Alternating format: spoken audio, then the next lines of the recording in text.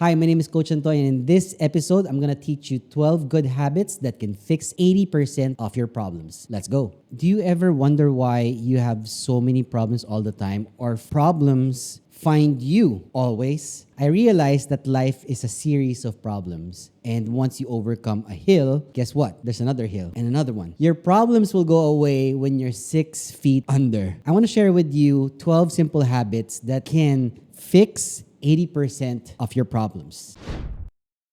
Number 1, create a morning ritual. This is something I fixed early on when I didn't have a morning routine. I have now my own morning routine. It's on my blog, on my website actually, my morning routine. If you go to antonioaguirrejr.com and visit my blogs, you can find out my 15 things that I do on my morning routine. I don't want to spend too much time on this. Having a morning ritual for yourself, practicing waking up early, it makes you prep up yourself for the day. In that area, in the morning, that's where I meditate, read books, do mental focus, and exercise as well. I have time for exercise before I do anything that eats up my time, like checking my phone. Make time for meditation because the more you practice it, the more your life will get better. Because once you start accomplishing those simple tasks that you have, like just making your bed in the morning, you feel like you could do more tasks better and better. It's just like getting one yes to another yes to a bigger yes, and so on and so forth. So that's number 1. Number 2, social media detox. Spending long hours in social media, you are definitely going to end up wasting a lot of your time. Just like in number 1, when I mentioned that you should stop holding your phone the moment you wake up. It's one of the worst habits that majority of people have. That's one thing I worked over time to stop checking my phone first thing upon waking up. What you want to do is you don't want to start your day by holding your phone because you have to turn off your alarm clock because it's on your phone. The excuse for that is you have to use your phone as an alarm clock. You can go online and shop for a cheap alarm clock, like 100 peso, 200 peso alarm clock. You can go online shopping for those and use that as your alarm clock. Keep track of time when you indulge in your phone. The best way is to keep a timer when you use your phone. I've timed myself for 5 minutes that I will only check my phone for 5 minutes, and after that, I have to put it down. Spend an hour without touching your phone or opening the TV. Notice how much you will enjoy yourself more because you'll start to do things that are more rewarding. So that's number 2, social media detox. And number 3, I started listening to podcasts around, I think, 2013 with one podcast. And then 2015, I listened to another podcast and it just went on and on. So I listened to about 15 different podcasts. It changes from time to time. I want you to take advantage of listening to podcasts whenever you commute. Take advantage of your long commute. When I go from my house to my office, it takes me about 30 minutes to get here. But with that, before I even go from my house to my office, what I do is I choose ready which podcast I want to listen to. And if it's between 20 to 30 minutes, it's something I will listen to because my whole commute going to work, it's going to be exactly the time that I'll be there. It's a great time to listen and learn from different people in the fields that you want to learn from. It gives you an extra push also for the day, like extra motivation or extra ideas that you can share, just like what I am doing now. So that's number 3, listening to podcasts while you commute. Number 4, if it takes 5 minutes or less, do it. If you can do something that takes about less than 5 minutes to complete, try to do it. Try your best to do it right away. Not just try, but do it right away. Why? Because if you get those simple tasks done right away, you prevent a lot of clutter and stress later on. Imagine if you have a bullet list of things to do every day and you want to cross out all the easy ones first. So one simple task will lead to a more difficult one and so on and so forth. You don't want to do the most difficult ones first. You want to do the easy task first and then do that and so on and so forth. So that's number 4. If it takes 5 minutes or less, do it right away. Number 5, make it a habit to have a positive attitude throughout the day. That's kind of difficult, right? Our attitude and mindset has a huge impact on how we go through in life. It determines how we react and handle to different situations that we may actually have. Having a positive attitude starting off early in the day causes a chain reaction of positive thoughts all throughout the day. So your events that happen for the entire day and the outcomes from it starts from the first thing that you do every morning. And that's one of the reasons why I try to avoid checking my phone or checking out the news early in the mornings because I don't want to hear bad news right away or something negative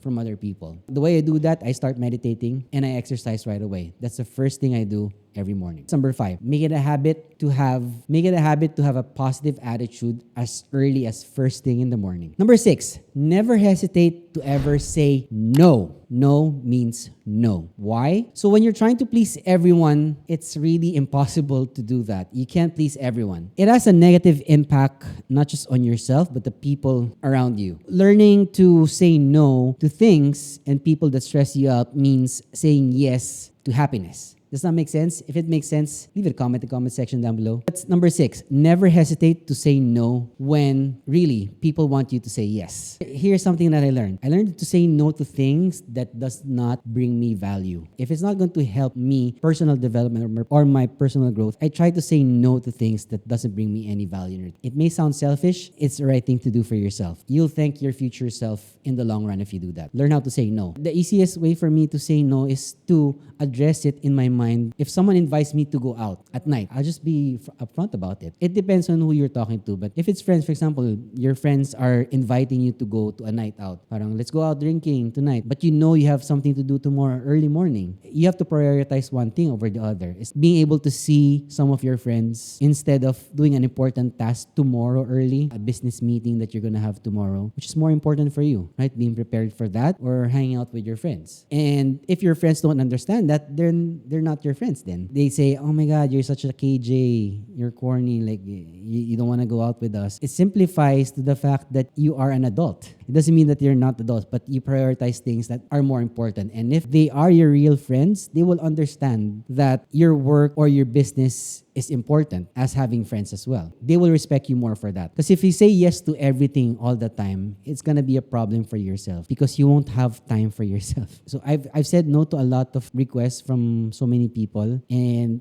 because it's going to take up so much of my personal time, I just say no. I'll take a rain check perhaps, or something to the effect of saying that I can't do it right now. I have a prior commitment, something like that. Or I'll check my schedule for that and I'll get back to you. The best way is always to say, no, I can't do right now. I'll check which time I can go with you. Because the thing is, if you really like it, if you want to do it, then you will prioritize it, that you will make time. If it's not important to you, then you won't make time. Like exercising, you will always make an excuse that I don't have time to exercise because I have so much work, because it's not the priority. It depends. So you say no based on your priorities too. So that's number 6. Never hesitate to say no. No means no. And by the way, if you are enjoying this episode, subscribe to the channel would be uplifting. Number 7. You have to do what makes you happy. You have to do what makes you happy. Know yourself and understand what you actually like to do. Doing the things that makes you happy has a big positive impact in your life. Remember the time that you did something that really made you happy, and you remember it right away because it's actually a good experience for you. Whatever you decide to do, make sure it's something that makes you happy or at least proud for yourself. You've done something really good, that you've helped someone else. For me, one of the biggest things when it comes to happiness is being able to help another person. Instead of, there was a study that I read in a book wherein there were 2 groups of people who were compared. The first group of people were given money, $100, and they were tasked to buy something in the mall that would make them happy. So they all went back and got something that makes them happy. Second group, they were to choose whoever they wanted to give something based out of the money that they got, whether it be the cash or something from what they bought with that money and gave that to someone else. At the end of the day, based on a survey, who was more happy was the person that gave away that $100 or whatever gift they gave. Instead of no one. Unsurprisingly, really, no one was more happier in the level of happiness on a scale of 1 to 10 in terms of happiness. The happiness level of someone that gave something for someone, like say a poor person or someone in need, was just crazy solid 9 or 10 compared to someone that bought, a pair of shoes or some clothes or some food for themselves. It was a modest 7. See, the level of happiness is quite different for just yourself and being able to help others. Do things that make you happy, because for sure that person will always remember the kindness that you gave to them. They'll never forget you. Helping other people is what makes me happy compared to being able to just buy things that I want. When you die, you don't want to be remembered as someone. So that's number 7. Do what makes you happy. And oh yeah, he had 1,000 pairs of shoes and he was filthy rich. And do you want to be remembered that way, or someone that was told that, hey, remember that guy? He was the one who gave me a pair of shoes or some money or some clothes when I needed. You want to be remembered someone that helped them. The more people you're able to help, the more people will remember you, because people will remember how you made them feel. That's true. If someone treated you badly at work or at home or your friends, you will remember. But if they treat you good, you always remember that as well. So that's number 7.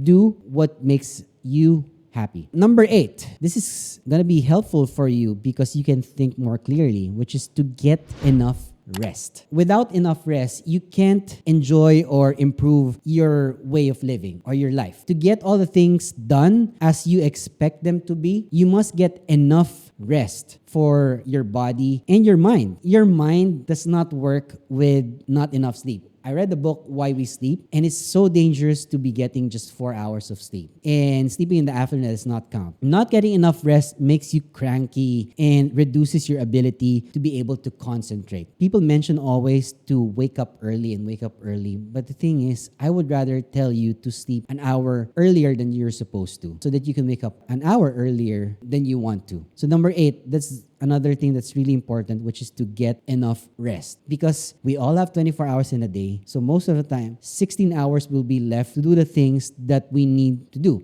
There's a reason why people who are addicted, like on drugs, they become so angry and cranky. It's because they haven't slept for more than 3 days. People high on these prohibited drugs, they continue to stay awake for long periods of time. These drugs make you stay up longer, but then there's no rest. So it's destroying your brain and it's not going to function well. What happens, you become cranky, you're angry, and plus you're not in the mood to eat as well. That combination will destroy your kidneys, your liver, and I forgot the term for it, but small parts of your brain, they become, I don't know what's the term for it, but it kind of becomes from solid to liquid in the long run. I forgot what it's called. If you know what I'm talking about, that's what it does for you. It's still a huge difference. So the question was, if you got like 5 hours of sleep in the day, can you get 3 hours of sleep in the afternoon to make up for it? No. It's because like in the book, Why We Sleep, it tells us that by 11 p.m., our organs shut down. It needs to rest. When it's resting, you need to be able to rest as well. So it's a combination of that. If you sleep at 2 in the afternoon, your body organs are not resting at the same time. So that's number 8. Get enough rest. Let's go to number 9, which is speak up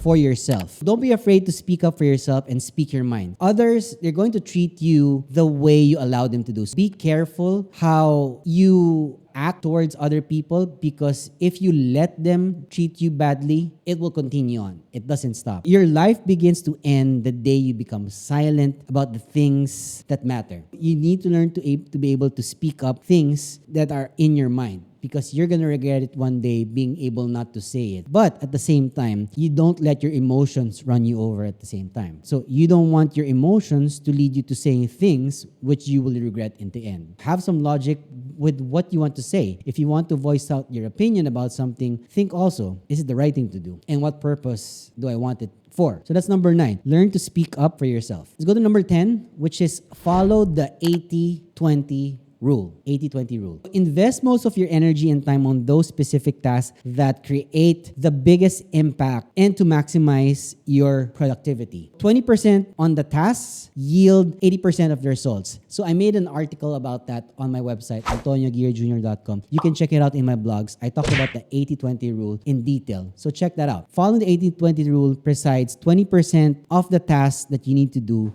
yields 80% of the results that you want to. If you focus on, for example, training your managers to do the job, they will do optimized work for up to 80% of what you want them to come out based on results. By the way, the 80-20 rule is a book. You can download that for free, or you can just buy the book. So that's number 10. Follow the 80-20 rule.